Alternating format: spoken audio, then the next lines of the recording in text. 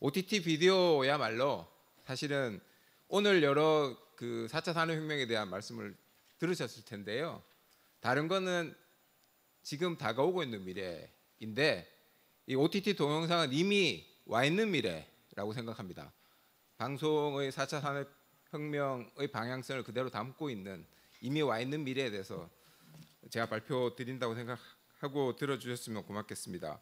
저는 크게 4차 산업혁명과 이제 방송 미디어가 어떻게 연관되는지 먼저 보고 그러면 이제 이런 OTT의 확산이 우리 국내 방송 미디어에는 그럼 어떻게 영향을 미칠 것인가? 세 번째로 이제 오늘 제가 드리고 싶은 말씀의 핵심인 무엇을 꼭 했으면 좋겠는가 하는 말씀. 그리고 네 번째 OTT를 활성화하기 위해서 하고 싶은 뭐 이런 걸 해야 된다면 그러면 기존의 방송을 어떻게 하면 어떤 영향이 있을 것인가에 대해서 간단히 말씀드리는 걸로 그 PT를 끝내도록 하겠습니다. 먼저 방송과 4차 산업혁명 뭐 아시겠지만 4차 산업혁명이죠. 산업혁명. 혁명이라는 말은 원래 이제 그 말 함의가 전반적인 변혁을 의미하는 거죠. 혁명 그냥 4차 산업 변화가 아니라 4차 산업혁명입니다. 모든 산업 부분이 다 영향을 받죠. 방송도 당연하게 영향을 받을 수밖에 없습니다. 원래. 근데 이제 보시는 것처럼 80년대만 해도 사실 방송과 통신은 서로 별개의 영역처럼 취급받아 왔습니다. 그런데 90년대 들어서 점점 이제 통신 브로드밴드 확산 때문에 이제 영상 비디오가 통신 부분에 이제 그 확산되기 시작하고요.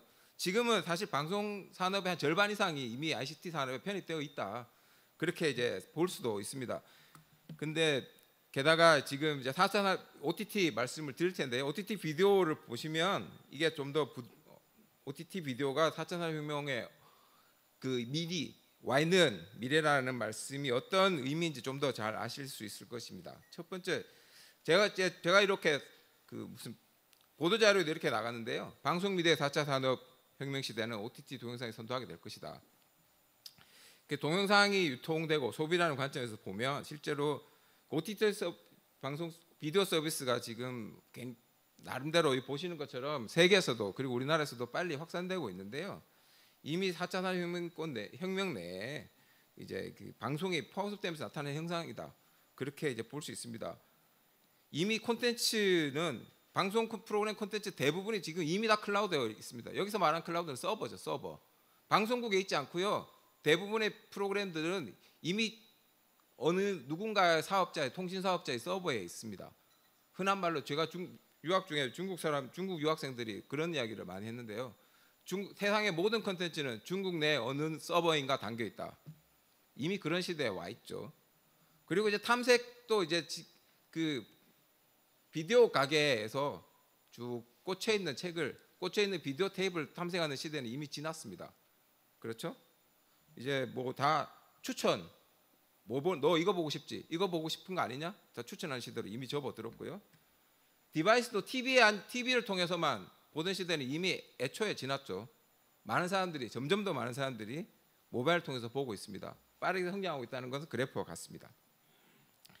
근데 이제 우리나라에서 OTT가 곧 OTT 비디오처럼 쓰이는데요. OTT 비디오는 OTT의 이렇게 한 파트일 뿐입니다. 베릭이라고 이제 유럽 이제 전자통신 규제기구인데요. 여기에서 보면 OTT 0, 1, 2 이렇게 해가지고 있는데 OTT 2에 해당되고요. OTT 0에 해당되는 게 BYP 서비스는 OTT 0이고요. OTT 1은 카톡, 보이스톡 이런 게 OTT 1이죠. 기존의 통신망과 직접적으로 연결되지는 않는 대체할 수 있는 것. 그리고 OTT 2에 해당된다고 보시면 되니까 저는 OTT 동영상이라는 용어를 그래서 쓴 것입니다. 자, 방송 미디어 산업이 어떤 영향을 미칠 것인가? 세 가지를 볼 텐데요. 먼저 첫 번째로는 일단 4차 산업혁명이 확산될수록 사람들의 동영상 소비 여력이 커질 거다라는 것입니다. 대표적인 한 가지 예를 들었는데요. 지금 여러분들은 뭐 아까보다 좀 덜 졸리실 텐데요. 운전하면 굉장히 졸리죠, 오후에. 근데 지금은 졸리면 저기 라디오를 켭니다. 졸음을 참기 위해서. 근데 자율주행차가 펴지면 라디오 안 켜고 그냥 비디오를 보겠죠. 지금도 많은 사람들이 실제로 사실 불법화되어 있지만 차에서 DMB를 보시거나 하는 경우들이 있습니다. 근데 자율주행차면 뭐 하시겠습니까? 라디오 듣지 않고 비디오를 보게 되실 것이다. 그런 뜻이고요. 점점 더 많은 비디오 소유가 있을 거다, 이런 뜻입니다. 그리고 이제 제작, 유통, 소비가 전반적으로 스마트화 될 것이다. 4차 산업혁명 시대에 이미 OTT 비디오가 이런 변화를 겪고 있는 거죠. 기본적으로 빅데이터, AI가 영상 콘텐츠의 기획, 제작, 편성, 배급 과정 전 과정에서 활용될 거다. 저기 하우스 오브 카즈, 넷플릭스의 이제 오리지널 콘텐츠로 굉장히 유명한데요. 넷플릭스 저거는 제작 단계부터 그 빅데이터 분석해가지고 이런 걸 만드는 게 좋겠다로 그 시도된 첫 번째 결과물이라고 합니다. 그리고 이제 그 뭐 롱테일 이야기는 넘어가고요. 롱테일이 될수록 이 인공지능에 의한 추천 서비스가 훨씬 더 중요해집니다. 훨씬 골라야 될 대상이 넓어지거든요. 다 못 고릅니다. 많은 것 중에. 그런 이야기고요. 이제 OTT 비디오는 점점 AR과 VR과 결합되게 될 것이다. 이런 뜻이고, 이렇게 되면 결국 네트워크 부하가 커지고 5G 더 빠른 네트워크에 대한 선호가 커지고 네트워크가 좋아지면 질수록 또 비디오 소비도 늘어나는 그런 선순환 구조가 일어날 것이다. 그런 뜻이 되겠습니다. 세 번째, 우리나라에서는 어떻게 될 건가? 제가 2014년도에 스마트 미디어 산업 육성 계획 뭐 이런 거 미래부랑 같이 발표한 적이 있는데요. 만든 적이 있는데 그때 조사를 해보니 당시 전문가 델파의 결국 조사 결과인데요. 아까 오전 세션에도 말씀드린 것처럼 우리나라는 콘텐츠나 뭐 디바이스나 네트워크 경쟁력은 괜찮은 편이다. 역시 문제는 플랫폼이다. 라는 것을 알 수 있고, 다른 부분에서는 한국이 굉장히 유리합니다. 플랫폼은 좀 불리한데 이걸 어떻게 극복할 건가 숙제일 것이다. 그런 뜻이 되겠습니다. 자, 이제 오늘 제가 말씀드릴 중요한 4가지 뭐를 하게 될 것인가. 참고로 시작하기 전에 4가지 모두 다 굉장히 생각보다 만만치 않은 작업들입니다. 그렇지만 꼭 해야 된다 생각해서 말씀드리는데요. 첫 번째, 산업 기여도 높은 업체를 보호해야 한다. 제가 보호라는 용어에 오해가 있을 수 있는데 지원해야 한다, 이런 뜻으로 받아들여 주시면 좋겠습니다. 기본적으로 OTT 동영상은 OTT 산업 전체가 이제 국경이 별로 없습니다. 그런데 그러다 보니 실제로 해외 업체들이 수익을 가진 경우가 많죠. 가급적 해외 업체, 국내의 업체가 중요한 것이 아니라, 국적이 중요한 것이 아니라 우리나라에 세금 내고 우리나라에서 고용하고 또 번 수익을 우리나라 영상 산업에 재투자할 수 있는 그 OTT 서비스가 수혜자가 되도록 정책을 좀 설계해야 된다, 이런 뜻이 되겠습니다. 기본적으로 수익성, 이제 현재 우리나라 OTT 비디오는 수익성이 좀 낮은데요. 이 수익성을 정부가 좀 보완해 줄 수 있으면 좋겠다. 방법을 찾아야 되겠다, 그런 뜻이고요. 두 번째로 가입자 이탈 아시겠지만 굉장히 아직도 많은 국내 이용자들이 해외에 있는 특히 중국에 있는 그 OTT 서비스들을 이용합니다.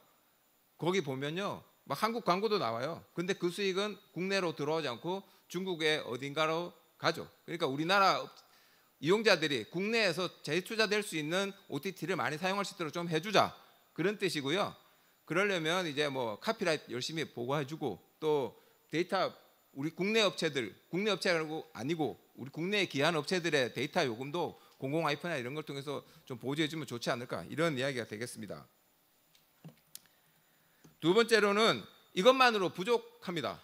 아시겠지만 뭐 세계, 아까 구글 텍스 이야기도 많이 나왔지만요, 인터넷 세상에서는 어느 한 국가, 우리나라만 규제한다고 해서 잘 이렇게 워킹하지 않습니다. 그래서 글로벌 연대, 글로벌 얼라이언스에 어떤 형태로든 참여를 하고 적극적으로 참여해야 된다, 이런 뜻이 되겠고요. 이제 뭐 얼마 전에 뭐 BEPS가 이게 조세 기반 잠식 및 뭐 수익 이전 이전 방지에 관한 국제협약 이런데 우리나라 뭐 가입했다고 그러던데요. 국회 아직 비준 안 됐다고 그러는데 이런 것도 적극적으로 해야 된다.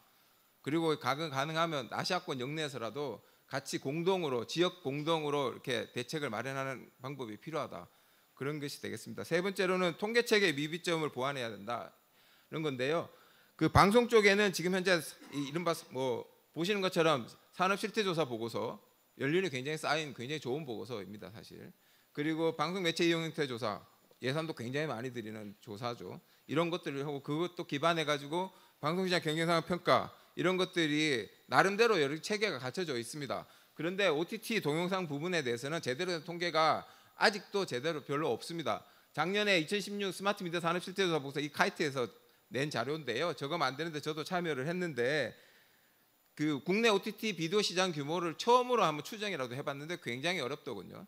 그리고 인력 같은 경우 인력 구분 이런 게 실제로 방송 부분을 그대로 갖다 쓸 수가 없습니다. OTT 업체들은 방송 사업자들하고 인력 구조가 달라요. 그래서 방송 부분에 카테고라이즈 되는 걸 그대로 적용할 수 없습니다.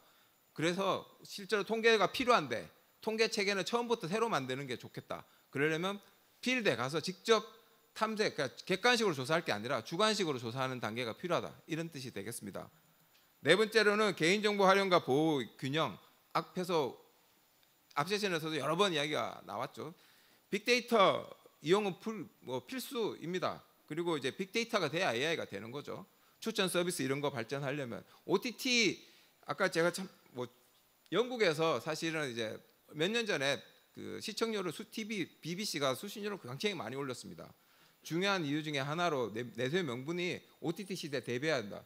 그래서 영국 그 국민들은 BBC에 대한 수신료를 많이 내신 분들은 BBC의 컨텐츠를 OTT로 프리로 이용할 수 있도록 되었습니다. 근데 왜 그렇게 했을까요? OTT를 이용하면 이용자들의 실시간 데이터를 수집할 수 있습니다. 지금 우리 방송사들은 실시간 데이터를 자기들이 직접 수집 못하죠. 어떤 장면에서 시청률이 많이 오르는지 잘 모릅니다. 반드시 뭐를 거쳐야 되죠? 시청률 조사 기간 거쳐야 되죠. OTT 통하면 실시간으로 반응할 수 있습니다. 그렇게 쌓이는 데이터 이용해야죠. 지금도 셋탑박스, IPTV나 디지털 케이블, 위성방송의 셋탑박스에 이용자들 여러분들이 시청한 기록이 로그로 쌓이고 있습니다. 그런데 두 가지가 안 되죠. 법적으로 파서블 하지 않습니다. 여러 가지 이용정보보호법 때문에. 그리고 능력도 우리가 에이블 하지 않습니다. 그런 데이터를 이용할 만큼 능력도 부족합니다. 그런데 이게 돼야 OTT 동영상 산업이 좀 붐업이 될 것이다. 그런 뜻이 되겠고요. 그러면 이제 OTT 동영상 시장 규모가 작으니까 단독으로 OTT 동영상 활성화하기 위해서 풀어주자 이게 안 되니까 근데 여러 분야에서 이미 스마트 미디어 여러 분야에서 개인정보 활용에 대한 이야기가 나옵니다. 그런 논의 과정에 OTT 비디오 업체들도 적극적으로 참가시켜서 논의를 하자 이런 뜻이 되겠습니다. 4대 과제 요약은 넘어가고요. 그러면 끝으로 이제 방송 부문에 그럼 기존 방송을 어떻게 할 건가? 앞에 네 가지를 잘하면 우리나라 OTT 동영상이 지금보다는 훨씬 더 산업적으로 성과를 거둘 것이다. 저는 그렇게 생각하는데요. 그러면 기존의 방송은 어떨 것인가? 저는 방송 제도도 약간의 개선이 필요하다고 생각합니다. 제가 OTT 프렌들리한 방송 제도라는 표현을 썼는데요. 기본적으로 이 OTT를 통한 동영상 소비가 늘어나면 날수록 이른바 그 기존의 유료 방송 업체, 특히 유료 방송 업체들이 규제 형평성 논란을 제기할 수밖에 없습니다. 우리는 왜 규제하고 OTT는 그냥 풀어주냐? 지금도 굉장히 많은 그런 논란이 있죠. 점점 커질 텐데요.